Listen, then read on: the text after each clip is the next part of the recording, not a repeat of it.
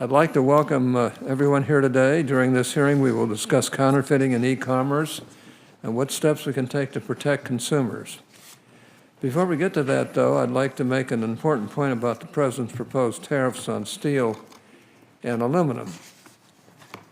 Let's set aside just for a moment all of the legitimate concerns about trade wars, the failure to target the source of steel and aluminum overcapacity, and the disproportionate effects on our major trading partners and allies. In the end, these tariffs are not a tax on foreign steel and aluminum producers, but rather a tax on American citizens and businesses who, if this action is finalized, will be forced to pay an additional 25% on steel and 10% on aluminum. Those effects would blunt the benefits of tax reform for all Americans, including the reduced impact of billions of dollars that many companies recently pledged to invest here in America. And those billions would not be as valuable. Truly, there is a better way to address China's actions than to impose a new across-the-board tax on U.S. consumers and businesses just 3 short months after we pass comprehensive tax reform. We can and we should do better. And I will be sending the President a letter later today emphasizing just that. Now, I'd like to turn to the important issues we want to address in this hearing. It's no secret that I have long felt, and I think others feel the same way, that strong protections for intellectual property rights protect consumers. A properly enforced trademark, for example, lets a customer know who made a product and where to go for information about it. We were all encouraged by the new authorities the Trade Facilitation and Trade Enforcement Act of 2015 granted the U.S. Customs and Border Protection, as well as Immigration and Customs Enforcement. Those authorities, along with the new National Intellectual Property Center, were designed to help agencies collaborate, coordinate, and take down perpetrators. And because there are frequently hiccups with the implementation of new laws, the committee asked the Government Accountability Office to conduct a broad investigation about how the Trade Facilitation and Trade Enforcement Act was being implemented. As they started their investigation, GAO quickly began to realize that e-commerce generally was causing major issues for CBP and ICE due to advancements in online purchasing. The agencies were being forced to adopt new tactics, work more closely together, and build up their public-private partnerships. Those have all been changes for the good.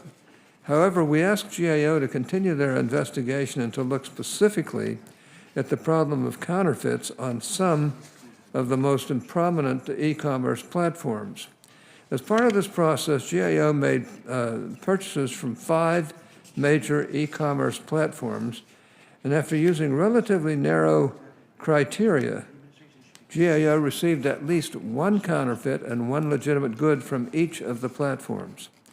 In the end, 20 of the 47 individual items they purchased were counterfeit. While the sample size was small, the results are still telling. On the whole, this investigation started us down a path of discovery, and on that path, we noticed that there are far more issues than we had initially anticipated. Today's hearing represents a combination of those initial findings. And while we are not going to be able to fix this all at once, I'm hoping to at least discuss some of the meaningful steps that we could take in the near future, or near term. But before we get to that, I want to talk a little bit more about what we found as part of its research. As part of its research, GAO found that many counterfeit products create a hazard to consumers, children, and our economy. Through seizures and later investigations, CBP, ICE, and CPSC have found numerous instances of counterfeit products with major health and safety issues. These issues have included contact lenses that contain dangerous bacteria, cosmetics that have chemicals that can cause harmful health effects when applied, phone chargers with faulty wiring, batteries with thermal runoff issues, and even defective airbags. GAO has found that with the rise of popular online marketplaces, counterfeiters have greater access to the market and can easily sell their phony products directly to consumers. Because the counterfeiters frequently use stock photos or simply join in on a pre-listed product, the goods are sold as genuine, and so long as counterfeiters can make the products indistinguishable on the outside, most consumers have noticed a difference, or never noticed a difference, excuse me. This is because typical red flags for consumers are difficult to notice. This is even true when the counterfeiters create new colors or designs of more famous products. In one recent instance, the U.S. Attorney's Office in the Northern District of Mississippi successfully prosecuted a case against Bobby Rogers, Jr. Mr. Rogers had a fairly elaborate scheme in place. First, he would order counterfeit merchandise from China and facilitate delivery by using alternate addresses.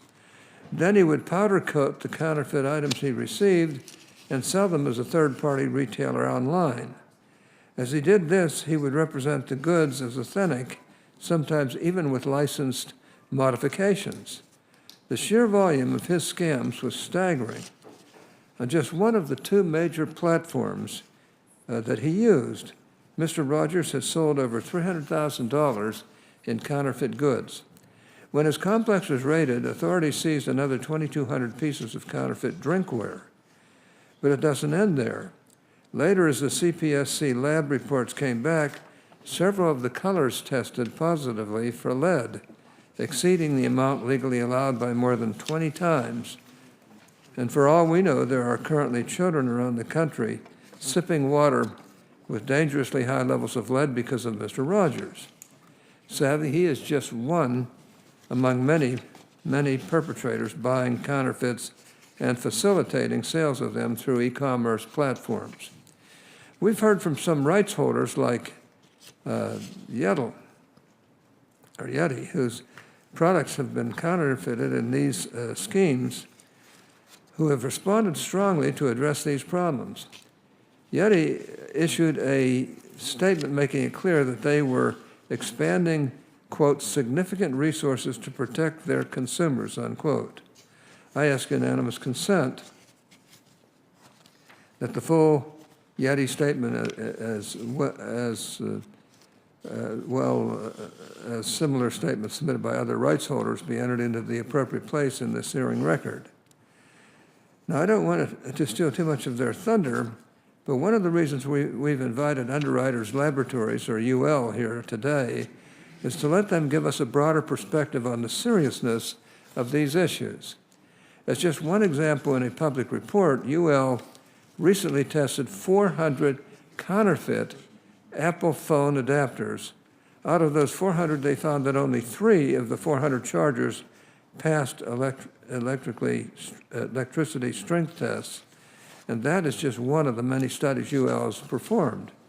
I think everyone here, both members in the audience, will be stunned by not only the breadth of products being counterfeited, but also by the incredible volume.